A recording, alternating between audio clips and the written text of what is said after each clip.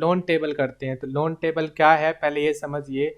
हमने किसी से लोन लिया, अब मान के चलो कि हमने लोन लिया है किसी से 50,000 रुपये, और उनका जब लोन हमने लिया है तो उस पर ना रेट इंटरेस्ट चार्ज हमें देना पड़ेगा। रेट एक फिक्स रेट होगा, एक फिक्स टाइमिंग होगी, और उसके बेस पे हमें वो लोन मिला होगा। अब उसका जो लोन है उस लोन का अमाउंट हमें महीने महीने या फिर जितने भी किस्त बनाते हैं जिस अकॉर्डिंग, जिस टाइम पीरियड के अकॉर्डिंग, उस हिसाब से हम पे करते हैं। तो इनका कैलकुलेशन करने के लिए हम यहाँ पे लोन टेबल बना रहे हैं और उनको एक एक करके स्टेप बाय स्टेप चलिए देखते हैं।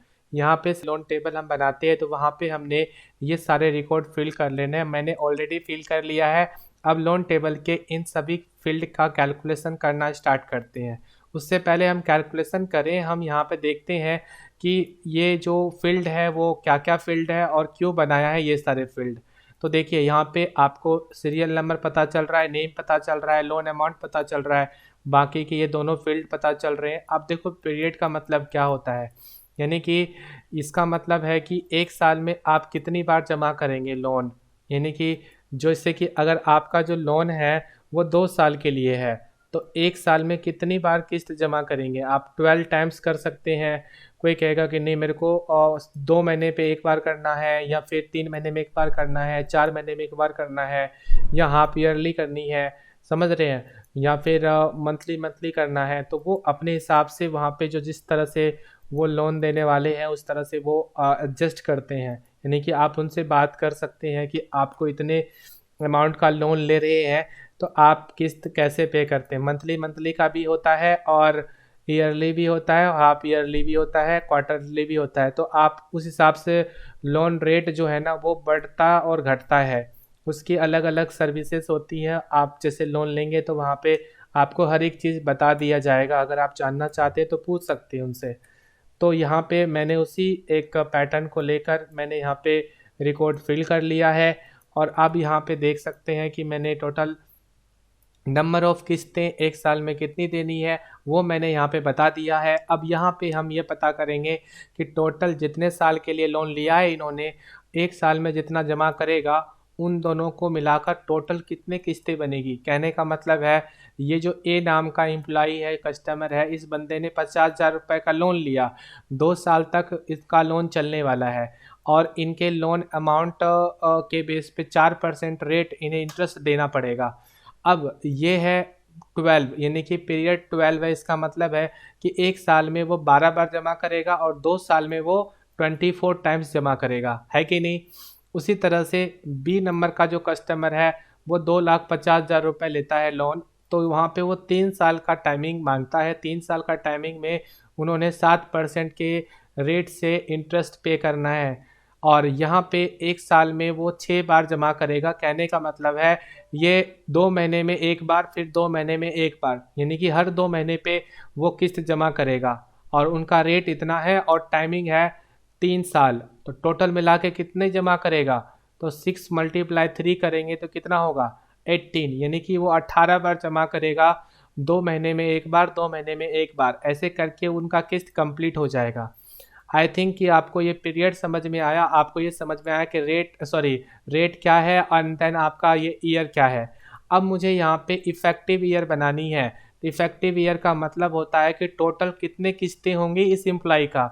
अभी एक साल का 12 किस्त है तो 2 साल में कितने किस्त होगी? तो हम क्या करेंगे, 12 को मल्टीप्लाई कर देंगे किससे, यहाँ पे 2 से, यानी कि 12 एक साल का है, 2 साल में कितनी होगी? तो 2 से मल्टीप्लाई कर देंगे तो कितना निकल के आएगा?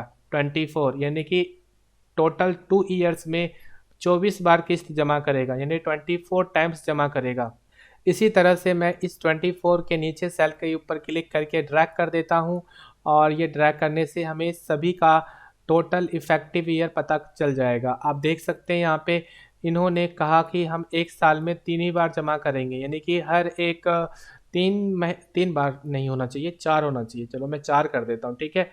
तो यहाँ पे भी मैं 4 कर देता हूँ, या फिर 5 या 6 कर देता हूँ। तो यहाँ पे वो कहता है कि एक साल में मैं 4 बार जमा करूँगा। टोटल कितने साल के लिए लोन लिया है? ये 5 साल के लिए लोन लिया है। अब ये 5 साल में एक साल के 4 किस्तें जमा करेंगे तो टोटल मिला के 20 किस्तें होती है। तो यहाँ पे हमने इन दोनों का मल्टीप्लाई कर दिया था। तो इफेक्टिव ईयर आपको समझ में आ गया क्या है। चलिए आगे देखते हैं इफेक्टिव रेट। इफेक्टिव रेट जो होता है ना, जैसे कि मैंने आपको कहा कि एक साल का जो रेट है वो 4% है। मान के चलो आपने एक साल में 4% के रेट से इंटरेस्ट देते हैं किसी को, तो एक महीने का इंटरेस्ट के लिए रेट क्या होना चाहिए। जैसे कि मैं आपको समझाता हूँ, जैसे 100 रुपये है, 100 रुपये पे आप 4% किस्त देते हैं। 4% कितना होता है, 100 रुपये का 4% आप निकालेंगे तो 4 रुपीज़ होगी। तो फिर जैसे एंटर करते हैं तो यहाँ पे आप देखते हैं 4 रुपये जो है, 100 रुपये का 4 रुपये, 4% 4 रुपये होते हैं, ठीक है। तो ऐसे केस में ये एक साल का रेट है। कितना है, एक साल का रेट है। अगर मान के चलो 1,000 होता तो हम उस केस में कितना देते, 40 रुपये। तो 40 रुपये एक साल का है, एक साल के रेट का है। तो मान लो एक साल में हम 1,000 रुपये का कितना रुपए देते हैं इंटरेस्ट, 40 रुपये देते हैं। तो हम एक महीने में कितना देंगे जरा बताइए।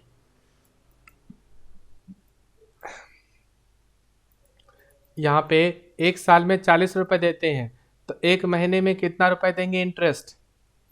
एक महीने में जो इंटरेस्ट देंगे, हम क्या करते हैं, इस 40 को भागा कर देते हैं, यानी डिवाइड कर देते हैं 12 से, है ना। 40 को भाग कर देते हैं, यानी कि डिवाइड कर देते हैं 12 से। तो कितना आता है, 3 रुपये 33 पैसे। यानी कि एक महीने में हम 3 रुपये 33 पैसे देंगे, और एक साल में कितना रुपए देंगे, 40 रुपये देंगे। तो हम ऐसे निकाल सकते हैं इस रेट से, हम ये मतलब इस वाले रेट से हम महीने के रेट निकाल सकते हैं। तो कैसे निकालते हैं, चलो देखते हैं। ये एक साल का रेट है ना, 1 ईयर का रेट है कि नहीं है, 1 ईयर का रेट है।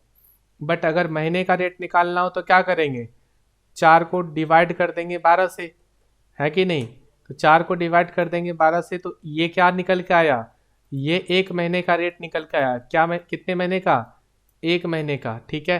तो 1 मंथ हम यहाँ पे लिख देते हैं, 1 मंथ का रेट इतना है। अब बोलोगे सर ये तो रेट नहीं है, ये तो नंबर है। जी हाँ, ये नंबर है, पर आप इसे रेट में डिवाइड कर सकते हैं। यहाँ पे देखिए, नंबर में जाके यहाँ पे देखिए, आपके पास आता है होम मेन्यू। होम मेन्यू में परसेंटेज का सिंबल है, परसेंटेज पे क्लिक करते हैं तो देखिए ये आपका 0% आ गया। पर इसके डेसिमल वैल्यूज़ को बढ़ा करके देखिए, यहाँ पे देखिए इंक्रीज करिए तो आपको यहाँ पे मिलेगा कि टोटल 0.333% जो है वो एक महीने का रेट बनता है। यानी कि अगर आप एक साल का रेट 4% लेते हैं तो एक महीने का रेट आपका कितना होगा, 0.33%। आई बात समझ में। तो अब यही चीज़ है कि 4% जो है एक साल के लिए है, एक साल के 4%। तो एक महीने के लिए, एक महीने के लिए हम 12 से डिवाइड कर देंगे, है कि नहीं। पर हम 12 से डिवाइड क्यों करें, क्योंकि हम ये जो बंदा है वो एक साल का जो रेट है, एक साल का जो किस्तें हैं वो टोटल कितनी बार जमा करता है, 12 टाइम जमा करता है। जो बंदा जितनी बार जमा करेगा उससे डिवाइड कर देने पर हमारा इफेक्टिव ईयर निकल आएगा। यानी कि जो कस्टमर जितनी बार एक साल के अंदर किस्तें जमा करती है, उतने से हम डिवाइड कर देने पर इस रेट को हम महीने के रेट निकाल सकते हैं। उसके लिए हम इज इक्वल टू सेलेक्ट करके यहाँ पे हम सेलेक्ट करते हैं रेट और डिवाइड कर देते हैं किससे, पीरियड से। ये आप फॉर्मूला है, इसे नोट कर सकते हैं और याद रखेंगे कि मैंने रेट को डिवाइड कर दिया किससे, पीरियड से। इससे क्या होगा, एक महीने का रेट निकल आएगा। ये एक महीने का रेट है, इसको हम नीचे ट्रैक कर देते हैं तो ये रेट्स निकल जाते हैं। ये डेसिमल वैल्यू में है पर ये क्या है, रेट है। आप यहाँ पे देख सकते हैं, जब मैं परसेंटेज पे क्लिक करूँगा ये सबके रेट निकल आएंगे। यहाँ से रेट के परसेंटेज बढ़ा सकता हूँ, यानी कि डेसिमल वैल्यू बढ़ा दूंगा तो पता चलेगा यहाँ पे 0.33%, 1.17%। तो मैं फ़िलहाल अभी इस परसेंटेज को हटा देता हूँ, ठीक है। फ़िलहाल मैं परसेंटेज ऐड नहीं करता, ठीक है। एंड आगे हम लोग यहाँ पे कैलकुलेशन कर रहे हैं। अब इन सभी कस्टमर के मुझे ईएमआई फाइंड करनी है। ईएमआई फाइंड करने के लिए मैं पहले 1 नंबर के जो सेल खाली है ना नीचे, आप यहाँ पे फॉर्मूला टाइप करते हैं। फॉर्मूला है क्या, इज इक्वल टू, और इफ़ लिखते हैं। क्या लिखते हैं, इफ़। उसके बाद क्या टाइप करेंगे, ब्रैकेट ऑन। उसके बाद आपको सिलेक्ट करनी है यहाँ पे टोटल ईयर्स, यानी टोटल नंबर ऑफ ईएमआई कितनी है, इफेक्टिव ईयर है। इफेक्टिव ईयर ग्रेटर दैन है ना। यहाँ से हम क्या करेंगे, ग्रेटर देन ये 1, ठीक है। अब ध्यान रखें कि मैंने क्या किया है, पहले इफ़ दिया, ब्रैकेट को ऑन किया, फिर किसको सिलेक्ट किया, इफेक्टिव ईयर को। इफेक्टिव ईयर सेलेक्ट करने के बाद F4 को 3 बार दबाना है। कितनी बार, F4 को 3 टाइम। उसके बाद मैंने यहाँ पे greater than is equal to देकर मैंने ये वाला नंबर 1 को सिलेक्ट कर लिया, ठीक है। किस्त नंबर है ये 1 2 3, ये किस्तें नंबर है, कितनी किस्त जाएंगी कितनी नहीं जाएंगी वो चीज़ें हैं। तो यहाँ पे हमने कहा कि सबसे ज़्यादा किस्त है 24, यानी कि 24 बार से ज़्यादा किस्त जमा नहीं करेगा। तो इसीलिए 24 को सेलेक्ट करके greater than is equal to किया और मैंने नंबर 1 किस्त को सेलेक्ट किया और F4 को 2 टाइम दबाना है, ठीक है। उसके बाद कॉमा और अब यहाँ पे हमें फॉर्मूला लगाना है EMI निकालने के लिए। उसके लिए हम लिखेंगे -PMT। उसके बाद ब्रैकेट को ऑन करेंगे और यहाँ पे क्या है, रेट। रेट कितना है, रेट है इफेक्टिव रेट, ये रहा। क्योंकि हम महीने का निकाल रहे हैं ना, तो यहाँ से इफेक्टिव रेट सिलेक्ट करते हैं और F4 को 3 टाइम दबाते हैं। कितनी बार, 3 टाइम। उसके बाद कॉमा और टोटल कितनी किस्तें हैं उसको सिलेक्ट कर लेंगे। टोटल किस्तें हैं 24। आप 24 को सिलेक्ट कर लिए, 24 को। अब फिर से F4 को 3 टाइम दबाइए, फिर कॉमा। लोन अमाउंट कितनी है, 50,000 रुपये, तो 50,000 रुपये को सिलेक्ट कर लो। फिर F4 को कितनी बार दबाओ, 3 टाइम। यानी कि F4 को 3 टाइम हर एक के सेल को क्लिक करते समय दबाना है, क्योंकि जब हम ड्रैग करेंगे ना तो सबका ऑटोमेटिक फाइंड हो जाएगा। इसीलिए मैं F4 को 3 टाइम दबा रहा हूँ। उसके बाद ब्रैकेट बंद करनी है। उसके बाद कॉमा और इन्वर्टेड कॉमा 2 बार देकर ब्रैकेट बंद कर देनी है। सिर्फ इतना भर लिखने से जितने भी कस्टमर है सबके EMI फाइंड हो जाएंगे। देखना चाहेंगे कैसे, तो देखिए, एंटर करते हैं तो आप देखेंगे कि यहाँ पे हमारे पास जितने भी अमाउंट है उसके अकॉर्डिंग ये किस्त अमाउंट आ चुके हैं और ये टोटल जितनी बार जमा करेगा वो यहाँ पे आ जाएगा। और इसको नीचे ड्रैग कर देते हैं। आप देख सकते हैं यहाँ पे ये जो है ना, टोटल कितने किस्तें जमा कर रहे हैं, एक साल में 2 बार, यानी कि टोटल एक साल के लिए उन्होंने किस्त ले लिया, मतलब कि लोन लिया है। और टोटल एक साल के अंदर वो कितनी बार जमा करेगा, सिर्फ 2 ही बार जमा करेगा, है कि नहीं। जब ये 2 बार जमा करेगा तो 2 बार में किसका किस्त खत्म हो गया। पहला किस्त जाएगा 16,019 और दूसरा किस्त जाएगा फिर 16,019। किस्त का अमाउंट तो सेम ही रहता है ना। तो ये है आपके टोटल EMI निकाल मतलब जितने कस्टमर है इन सारे कस्टमर के EMI अमाउंट, और ऑटोमेटिक सबका फाइंड हो जाता है। हम एक और चेक करते हैं। देखिए, ये जो हमारा C नंबर का जो कस्टमर है 12 नंबर का, ये टोटल 3 साल के लिए लोन लिया है और एक साल में वो 4 बार जमा करता है। टोटल मिला के कितनी बार जमा करता है, 12 टाइम्स, है कि नहीं। अगर ये बंदा एक साल में 4 बार किस्त जमा करेगा और 3 साल के लिए लोन है तो टोटल मिला के कितनी बार जमा करेगा, 12, है ना। 12 टाइम जमा करेगा। 12 के बाद इसका किस्त खत्म। तो देखो इन्होंने ऐसे ही किया, इनका किस्त का अमाउंट है 8,380 रुपये। तो हर एक महीने तो 8,380 रुपये ही जाएगा। देखो आ गया ना। और 12 टाइम्स जैसे हुआ, यानी कि 12 बार उन्होंने जमा किया, 13 टाइम उसका बिल्कुल कुछ भी नहीं, खाली खाली हो गया। तो समझ में आ चुका होगा आपको कि ये जो लोन टेबल है, हम बहुत सारे एम्प्लॉयज़ का एक ही साथ में EMI फाइंड कर सकते हैं, और चाहे वो रेट कितना भी क्यों ना हो। अगर मैं यहाँ पे एक साल के लिए कर दूं तो देखना इस एम्प्लॉय का एक साल में किस्त खत्म हो जाएगी। अभी फ़िलहाल कितना है, 15 से आगे जा रहा है ना।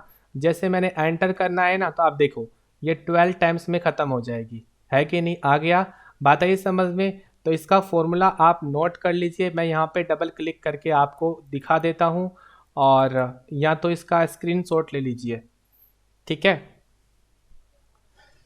तो ये था आज का क्लास जिसमें हमने सीखा लोन टेबल, और आगे हम लोग फॉर्मूला सीखने वाले हैं जो कि मैंने आपको दिखाया था। मैं आपको फिर से बता देता हूँ, हम लोग ये सारे फॉर्मूले पढ़ने वाले हैं, टेक्स्ट फॉर्मूले, मैथमेटिक्स फॉर्मूले, है ना, लॉजिकल, ये सारे फॉर्मूले पढ़ने वाले हैं जो कि 100+ फॉर्मूले होंगे, और ये सारे टॉपिक्स हम लोग कवर करने वाले हैं। तो आज के लिए इस वीडियो में इतना ही। वीडियो अच्छा लगे तो वीडियो को लाइक करना ज़रूर है और अन्य लोगों के साथ शेयर करें। नए वीडियोस को देखने के लिए हमारे यूट्यूब चैनल को अभी सब्सक्राइब करके बेल आइकन को क्लिक करें। धन्यवाद।